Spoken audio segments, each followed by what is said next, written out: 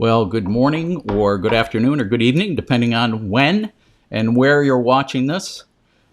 My name is Frank Dotzer. I'm a videographer and director of photography based out of Milwaukee, Wisconsin, but presently in Palm Springs, California, held up like everyone else and waiting for life to get a little bit more normal. But today I am honored and excited to have one of the icons, I believe, of television, Don Most. Don Most is well known for Ralph Malph, but I think after our conversation today, you'll be amazed at the many facets of his talent. Let's say hi to Don Most. Hi, Don. How are you? Hey Frank, I'm doing pretty good. Thank you, and I hope you're doing well. I Yeah, hope I you're think doing I think good. we're all hanging in there, Don. Right? I mean, it's what Yeah, we can that's all do. we can do. But Yeah, uh, but I'm glad to see you, and I really appreciate you doing this today. I think people are going to be very fascinated with the career you have or continue to have. And I think what we'll do today is let's kind of go backwards here. I know everybody I'm sure wants to talk about Happy Days right away. I mean it's right. a great thing and Sure. it's kind of a defining thing. But my at least my surprise was when I found out what an amazing singer you are. Oh, Can you talk? thank You started as a singer, right? I mean, that's like Yeah, 15 years old in the Catskills or something, if I understand that, right? that's exactly right. Yeah, my first, as I like to say, my first love was more on the singing side. Um, I grew up in Brooklyn, and at a very young age, I started getting very interested. I saw the movie The Jolson Story when I was 9 years old, the biopic about the great Al Jolson, and that movie had a big impact on me. But I didn't want to admit to anyone that I wanted to act and sing, and I was nine. But by the time I was 13, it was hard to keep it under wraps, and people knew, my parents knew, and when I got up and sang at my bar mitzvah, then it was pretty apparent. But when I sang with the band, but I went to a school in Manhattan for it, and then I got picked to be part of this nightclub review, and I was singing in all the hotels in the Catskill Mountains one summer, in the nightclubs. I was 14 when I started, turned 15 that summer. So I always loved that the Great American Songbook, and especially the jazz, on the jazz side, the jazz standards with that kind of a feel. And I put it aside after that summer, and I switched my focus into acting and really concentrated on that and started getting work. And eventually, 5 years later, it led to me. I went out to California, to Los Angeles. Long story, but I started getting some work right away. And then I had one more year of college left because I went out there for the summer. But I wound up staying for 6 extra months, which led to me auditioning and screen testing and getting Happy Days. But, I really was starting from the time I was 14, 15, I was going after it in a big way, and did quite a lot of work in New York before I went out to LA. Well, I want to backtrack you a little bit because you jumped over this. 15 years old on stage, you were with a touring company, right? And Well, it was like a review. There was 7 or 8 of us, ages 14 to 16.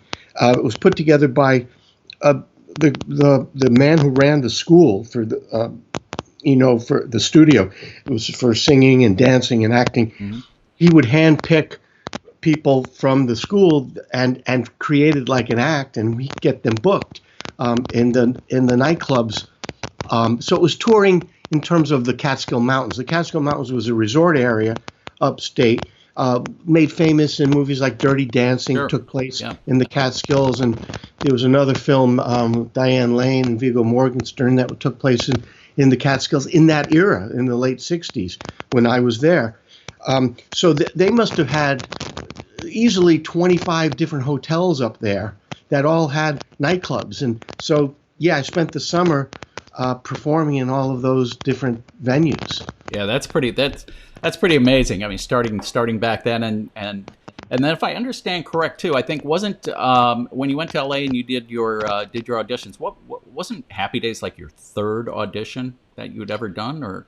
No, no, not really. I started doing after that summer. I started going to this a really good acting class, and then through that, I met a woman who became my manager, and I started going out on auditions, and I did a lot of I landed a lot of TV commercials in New York because that was the mecca for commercials then, Mm-hmm. and a lot of national commercials.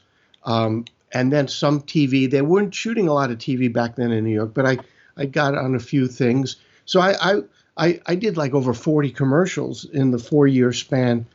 And then when I went to LA, number three is I know where you got that from. I auditioned. I got a part. My first part when I got out there was a guest role on a show called Room 222. Oh yeah. And then I landed a role on Emergency, where I played a guy who became paralyzed in a car accident. And then I did Police Story, but that was a little after. Okay. Again, I was really more interested in dramatic roles, Right. and those were the ones except for Room 222, the other ones were dramatic. But then I got the call to go in and audition for a new series about the 50s. Called Happy Days, and I went through a whole series of auditions and then a screen test. Mm-hmm. And so that was the third. Maybe that's where you got it was like it was the third part that I got in Los Angeles. Well, before we jump past that, I mean, I know you're not as well known for singing as you are for acting, but I've got a clip here of you being on tour. I'd love to play this so people can get blown away like I was from seeing Donnie Most on stage. Okay. Sure.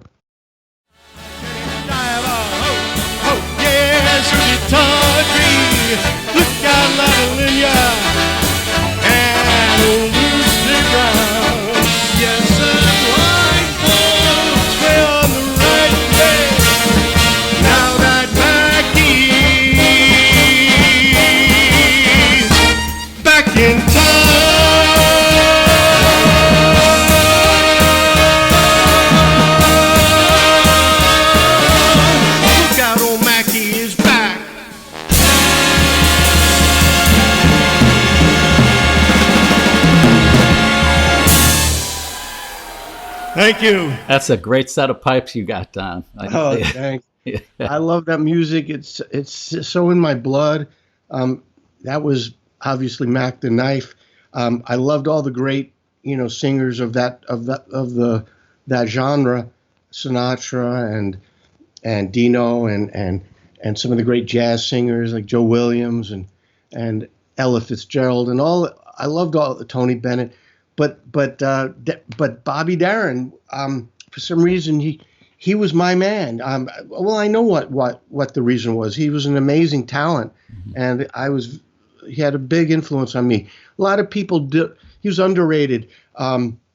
He could swing like as good as any of them, and he could sing jazz, he could sing blues, he could sing folk, he could sing rock, he could sing gospel. He did an album of Ray Charles stuff.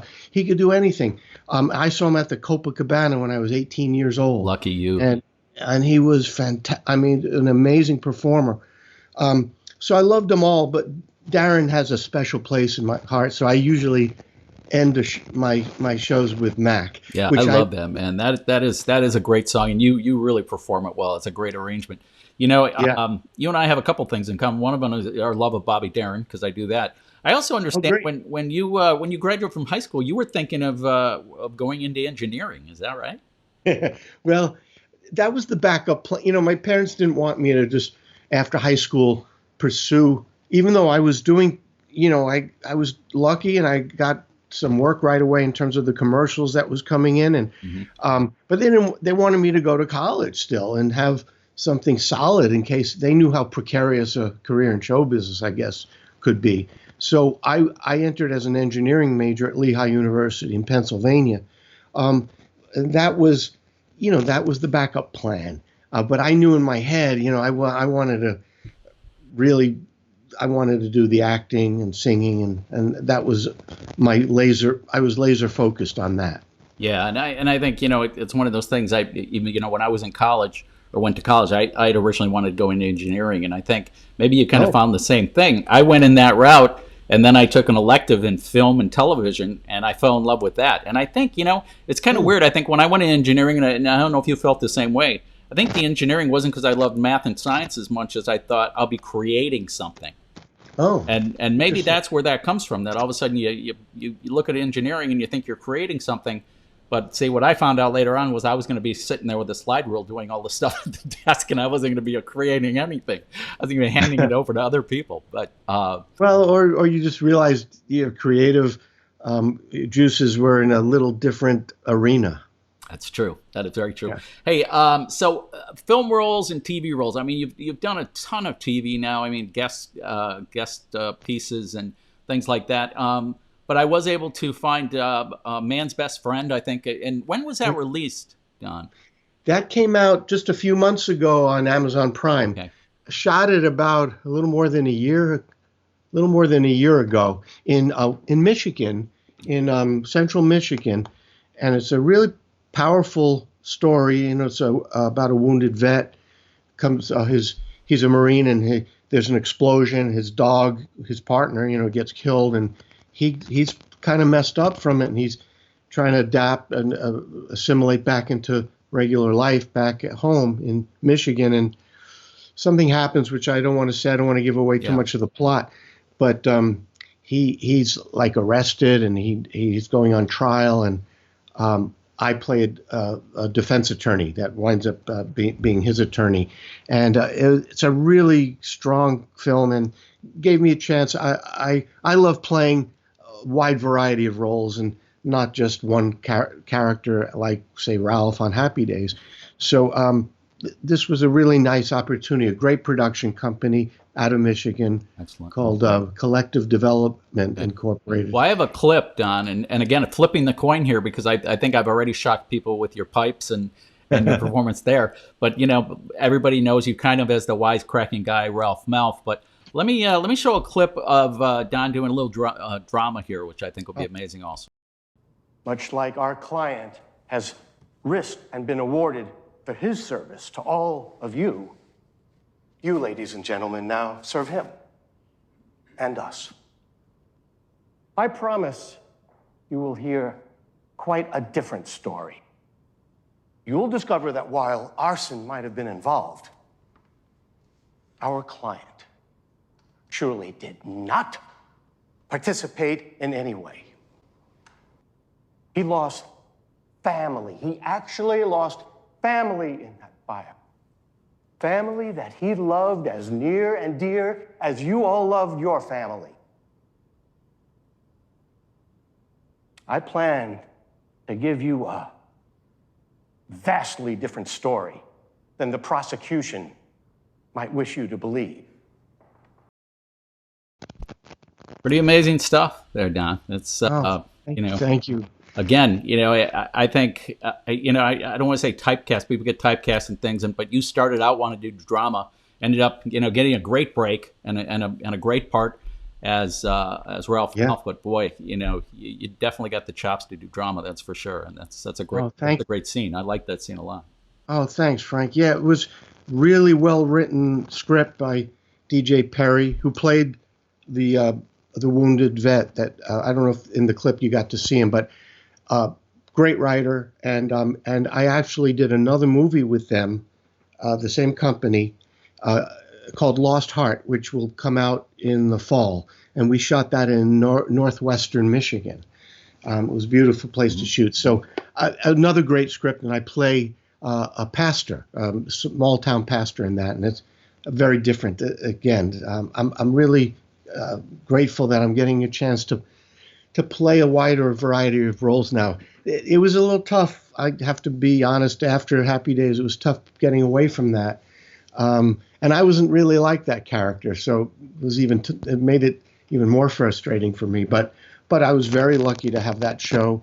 It was an amazing experience, and I learned a tremendous amount from the great people I worked with. Yeah. So it's all part of the journey. Yeah, I understood that. I was doing some research, and I'd read your response about that when you talked about Ralph Malph. How I think what's funny is young actors like you were back when you did Ralph Malph, and and then there's Cunningham, and all the guys that were playing. You have a tendency to think, well, they're all out there just having a good time. They're they're playing themselves, right? They're coming out, they're Right. teenage wise asses, and all Right. this. But you said you were pretty shy, and that was not you at all, right? No, yeah, in high school I was more like, I guess, a Richie Cunningham. I was pretty shy, quiet, I was never the funny guy. My friends thought they were funny and I was a good audience for them. But I knew people like that, and so that was, to me, the fun of acting is, playing somebody different than yourself. And I knew guys who were like that wanted to be the center of attention and be the funniest guy in the room. And, it's all dealing with your own insecurity. That's what it's about. So, but yes, I think I've said this to people I think at the time, the industry, even though we became one of the, the top show in the country, the industry never back then didn't take us very seriously. I think we were looked upon, as you said, like a bunch of guys having a good time goofing off, and they just kind of put us off as a piece of fluff. But what I tell people, and I think it's being borne out now, is that there was a lot of very talented people who worked very hard. They took it seriously. We worked hard to make it look like it was that, But it was a lot. As people like Ron Howard, have gone on to show they have some talent, some chops, and Ron and Yeah, he's done okay, and, right? Whatever happened to that guy? But he's doing okay. I think he's all right. Yeah, and Henry Winkler just won. Last year won the Emmy in the show Barry, because Henry was nothing like the character of the Fonz. He was nothing like that. Do you know, Don, just because you just reminded me, do you know, well, of course, Happy Days based out of Milwaukee, where I'm originally from. Do you know have you seen the bronze Fonz thing down by our river? Oh yeah, we were all there for that. You came in for that, didn't you? Yeah. Yeah. When they put it up and unveiled it, I guess. Oh, yeah, that's funny. Yeah, so we were all there for that. It was a great weekend. That's cool. But yeah, I mean, there's tremendous talent in that show, and it was a great place for me to grow up and learn. Well, and working with like Gary Marshall and Jerry Paris, and I mean, those had to be at your age and their age. They had to be mentors, right? Were they kind of being mentors towards you then, or was it strictly business, or how was that relationship especially with those people? I know you had the older cast members, the mom and dad, things that were great actors and that, but did it kind of happen that way? Did you have kind of a mentor relationship with those people? Definitely. Jerry Paris and Gary Marshall, like you mentioned, Gary being the creator of the show and the exec producer, but Jerry he directed most of the shows, so I had more direct contact and interaction with Jerry than, because every day we were working with him. Gary had a tremendous influence on us too, but in the first 2 years we didn't see him that much. But then when we shot in front of an audience and we were doing it in that format, we had lots of sessions with the writers and the actors and collaborative sessions, and the two of them. Jerry was almost like my uncle. I mean, we had that close of a relationship, and he definitely was a mentor. And Gary was very much so as well, in terms of he looked upon us as like a family or something, and he was I don't want to say protective, but he wanted us to learn and learn all different kinds of aspects of the business, because he knew how tough it was just if you only acting. And so the two of them were amazing models for us.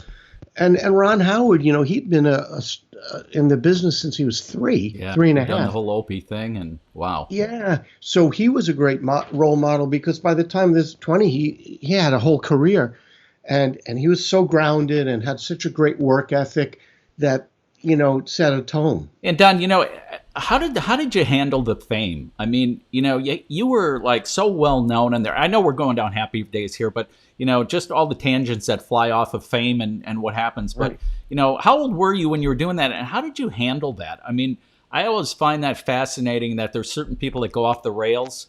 When they become famous and they get money Yeah. and everybody says yes to them because hey, you're Ralph Malph. This is great.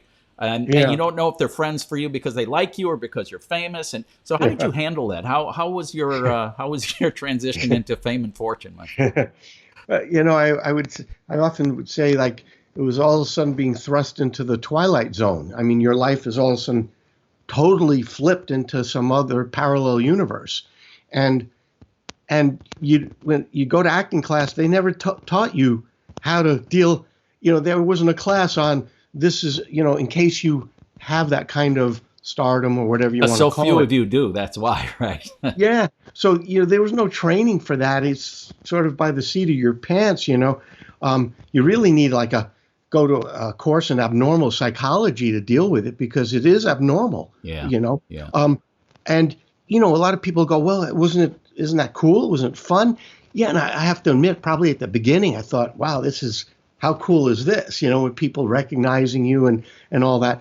But then, it's not just once in a while. It becomes 24/7. And like you said, it changes. People coming at you from all different directions for all different reasons. And when I was 20 when I started the show. Okay. So luckily, if I was 13, that's when it's really tough. Yeah. Yeah. If you're 10, 11, 12, 13. But at least I had been, I was a young adult. I'd gone through high school, 3 years of college, so I've gone through some of that sort of finding who you are identity-wise. And luckily I had a great family, my immediate family, and Yeah. my People to keep you rooted, right? grandparents, Keep it in. and I had a solid base, and so that was very important to be able to deal with it. I think that's the And only it took time a while. when. It took a while to really come to terms with Yeah, it. I think that's probably the only time in your career, in your career or in a career of an actor or something, when they start making it that your parents go from you're the best, you're greatest to hey, don't get so full of it, back off a little bit. If they're smart parents, right? Yeah, They say, right. take it easy. You're not as good at. You're not all that good. You're Yeah, don't believe your press. don't believe everything, right? Hey, I know we've gone down the happy days thing, so I think and it's fun to talk about the facets, and it was a big part of your life and that. But now I know you're doing a project, or you finished a project, and you have to give me a little bit more information on this. I'm going to play this clip. There's a clip of you and Anson Williams, who played Oh, yeah. Potsy. On it's called is it called The Harvest? It's called Harvest Time. Harvest Time. Was the name of this particular episode. It was a pilot. It's basically a pilot for a TV series. Let me play a clip, and then we'll talk about it. Okay. Sure. Oh, yeah. I thought you were good for another year. Fucking thing's disintegrating, Billy. So I'm on this machine every other day. Might even be next month. Next month? Yeah. Oh. Ah, hey. It's a simple procedure. They cut it out, they stick it in, a couple of weeks to recover. You're not working anyway. Watch all the NASCAR you want. Sounds great. Here you go. Thanks, Aim. Welcome. Mike, you want something? You want a sweater, another blanket? Or... No, I don't want anything, no. You sure? I don't want anything. Hey, you want any hard lemonade? You can't have any hard lemonade. I don't want hard lemonade. Are you warm? You want the fan? Nothing. You sure? Really? Just...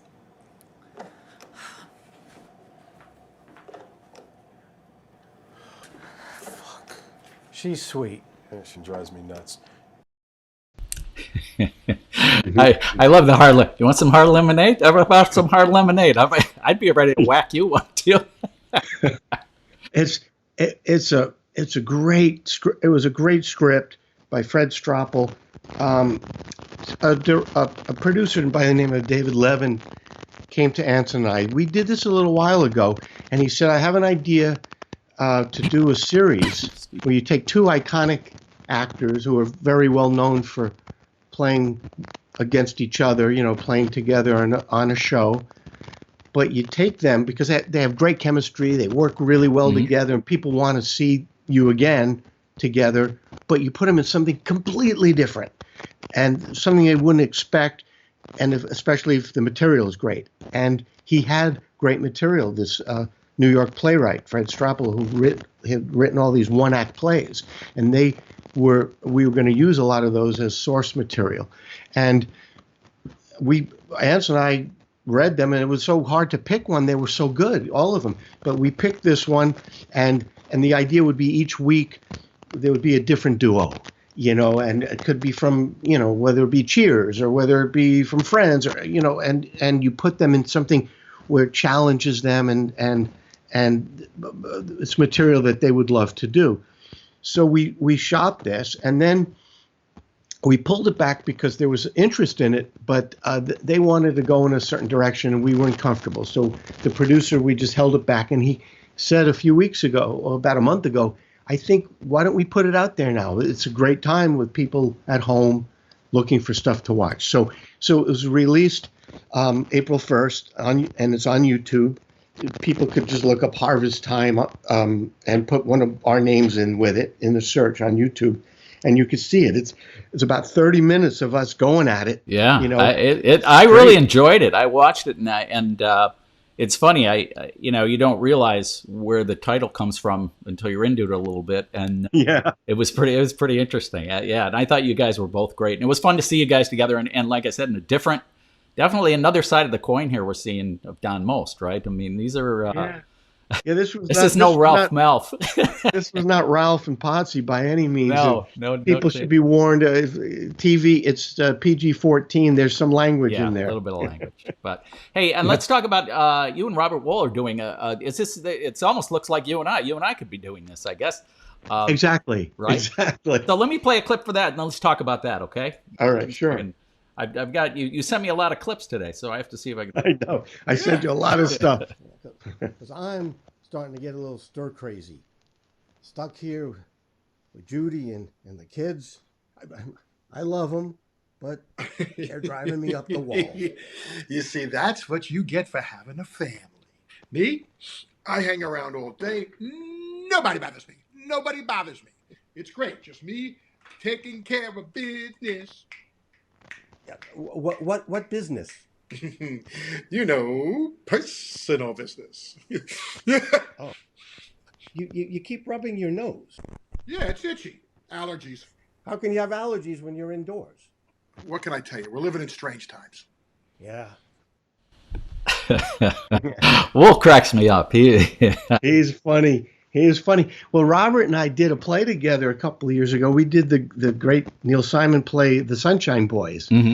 So we had a wonderful time working together. And then the same producer that did Harvest Time, David Levin, called me and said, I'm doing this. I decided to do something. While we can't go anywhere, productions are down, but we could still be creative. And he came up with the idea of a series called Viral Vignettes. Right. And you'd get two actors that will play characters written by various writers of these characters are paralleling where we are now, where you can't go anywhere. So the only way to talk is maybe on Skype or, Zoom or something like that. And I said, well, that's an interesting idea. And he said, each episode will be two different well-known actors, and some of them might repeat, come back. Sure. So he sent me this script. It's called Old Buddies. And I read it, and I said, oh, it was really funny. And I immediately thought of Robert. So I suggested Robert, and David loved the idea. And we shot it pretty much like you and I are talking. Right. This is how, and he had the same thing where he could do singles on me, single on Robert, and then side-by-side shots as well, So was somebody directing it now? Well, yeah. David Levin was in there controlling it. Okay. So he'd have to mute his mic, and then we'd lose him, but he could come back in and talk to us, Excellent. And I'm going to be, then I did another one, which I kind of directed. I did another one with a wonderful actress called Gail O'Grady, and that will be released in a few weeks. This one was the first one of the series, Viral Vignettes, on YouTube. And they could look up Viral Vignettes and my name. And they just released, they did another one with Barry Bostwick. And then yesterday one was released with John Schneider and Max Gale. Okay. So Oh. it's cool. Yeah, I thought it was a cool concept. You know, you sent me the clip on it, and I was looking at it, and at first I thought, well, that's Don and Robert Wuhl talking. What are they talking about? And I realized, hey, you're playing characters here. This is not Yeah. just you two guys talking. This is No. yeah, and it's pretty funny actually. It is funny, especially after the part you played when it starts getting, he starts, displaying some symptoms. Yeah, and yeah. It gets Well, pretty. he's hostile. You know, he's got that hostile personality that he can use so well. That yelling thing. Hey, I want to talk. We're almost close to a half hour here, and we try to keep it within a half hour. And I know you're not feeling great today, so I want to make sure you get go back and Sure. and rest up. I'm okay. But before we go, I just want to talk about things coming up. I know, with production being shut down all over the place, I've lost jobs. You, I'm sure, are doing the same thing. Is there anything in the can right now that's in post production or anything going that you can kind of make us aware of? Yeah, the one that I mentioned before that's in post-production right now is the film called Lost Heart. Okay. And that will be, I don't know whether it coming out in theaters or not, who knows right now, but it'll definitely be probably on the Amazon Primes and those kind of platforms, maybe theaters. And it's, who else? You wouldn't know too many of the other people in it, although Victoria Jackson's in it, who used to be on Saturday Night Live. Yep. And she's terrific in it, and it's comedy drama. Okay. So that's, and then beyond that, I'm working on a CD. I have a CD that's out now called D-Most, Mostly Swinging. Okay. And you can get it out on Amazon and iTunes, and it's with a great big band of some of the fine LA jazz musicians, and it does swing. It's a swinging CD. But I'm doing one now with a producer in Nashville, and I'm looking. But we're close to finishing it, and then we had to stop. Donna, So do I you don't think know when when this we're gonna- settles down a little bit? I know you were on tour, right? You went on tour with how long has it been since you've been on tour with your Singing? You have like a 7-piece orchestra or something you go out with, or a 7-piece band or something? It varies, I've done it in venues, smaller venues, where I've done it with 4 pieces, and then some with 7 and 8, and then some with 10, and every once in a while I get to do it with the big 17 Yeah, that's piece amazing. band, That's fun, which isn't it? is great fun. Yeah, that So, Orlando one, that Orlando clip was just great. I love that with that big band behind you. That had to just give you tingles, right?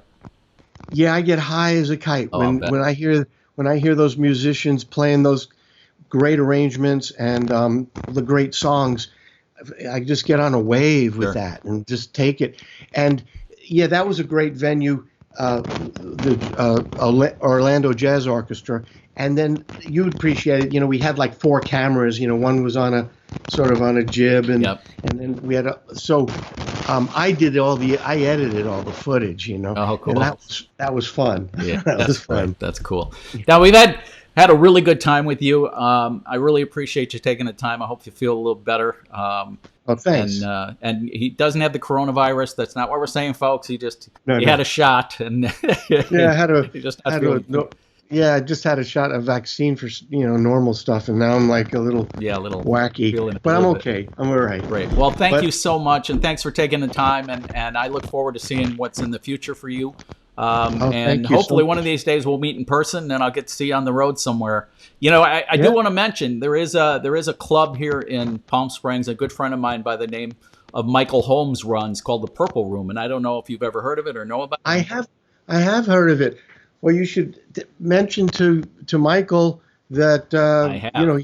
you could show him. You have already. I already have. He's excited. I said, hey, I'm going to be Oh. talking to Don next week, and he's actually going to do one of these also because he's a great performer, and it's right in your wheelhouse, man. It's all those ballads and stuff, and he uses a trio that's usually up there, and he had Linda Lavin in. He's had tons of people in there to do guest appearances and things, and I think you really enjoy it. It's a great old time supper club kind of feel. I to love it. that. I Yeah, love that. so Oh, we'll hook great. you Well, up, man. Yeah, please. I would enjoy that. When obviously can't be until a little bit down the road, Exactly. but hopefully soon. You got it. Well, thanks again, Don. I really appreciate it. And My you take pleasure. care of yourself and love to your family and stay healthy, okay?